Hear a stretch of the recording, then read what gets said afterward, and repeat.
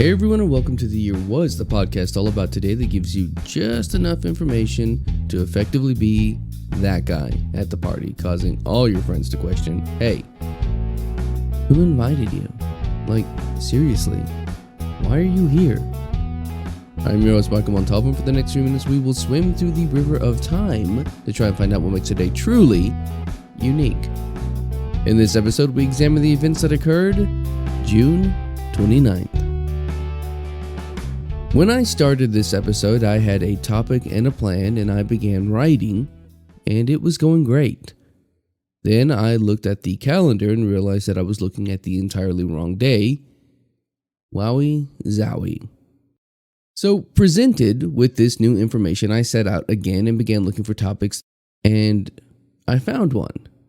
It is somewhat less relevant to today's current state of affairs, however, but I thought it might interest everyone who listens, so without further delay, we all know about the life of William Shakespeare.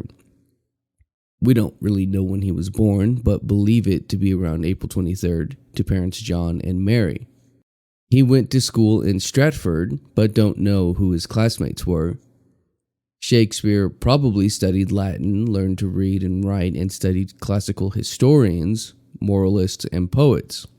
It's believed that he most likely did not go to university as the courses offered no real interest to him. I mean, allegedly. There's no way of really knowing. Shakespeare would go on to marry Anne Hathaway, and I'm not going to make a joke about the actress of the same name. Together the couple had 4 children, and then he kind of disappears for a bit as if taken to another realm. Was it aliens? Unlikely. But I also can't say it wasn't aliens. The first mention of Shakespeare of note, at least from a theater standpoint, came in 1592 from Robert Greene, who wrote from his deathbed that Shakespeare was a young upstart who could bombast with the best of them. So pretty good praise. The truth is, no one really knows how he got into theater, but he quickly made himself to be an important player in Lord Chamberlain's company of players. In addition to one of the best, if not the best, new writers of the time. They were also performing in one of the best theaters around, the Globe. So the Globe is one of the most famous theaters in the world, and at the time of Shakespeare, it was only one of 2 approved playhouses within the city limits of London. Let me step back a moment. In 1564, a man by the name of John Braine built a theater called the Red Lion, and what's special about this theater is that it was the first permanent building designed for dramatic purposes. London wasn't happy about this for some reason, as they saw not a theater and its patrons, but vagabonds and people crowding the streets. As theaters were being built, complaints arose from people who liked to complain, and the city was forced into action. Only, the thing about these theaters and the City of London is that the theaters were just outside of its jurisdiction. So they couldn't really do anything except limit their access to the city. This kind of made players the outlaws of the time.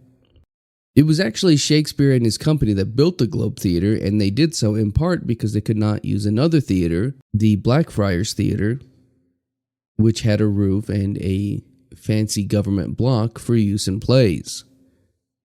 The Globe, which was completed in 1599, had an open design and was a success. It was a favorite of theater troupes and patrons, and both groups did a lot to keep the theater up and running. But something happened. The year was 1613, and on this day, June 29th, London's original Globe Theater burned down. The theater burned down during a performance of Henry VIII, and it burned because, like many theaters at the time, it was made of wood. The theater was putting on a show, as they do, and as they do, they used a variety of props to help sell the show. One of these props just happened to be a cannon. Now, to be fair, the cannon wasn't loaded, it only contained gunpowder to replicate the sound. This technically made it safer, but was still a dangerous item because it was, in fact, a cannon. When it came time for the cannon to be shot, it did so, but in the process shot out a series of fiery sparks that landed on the theater's straw roof, which resulted in a fire that spread quickly, and within the hour, the Globe Theater had burned down. Amazingly, there were no deaths, and the only injury occurred when a man's pants caught fire. With the theater completely burnt, the process to rebuild began, and only a year later, it had been rebuilt and was back to hosting performances. Unfortunately, though, this wouldn't last. In 1642, the Puritans led a campaign to successfully close all the theaters in London for being a source of sin and decadence. And in 1645, the Globe was torn down altogether.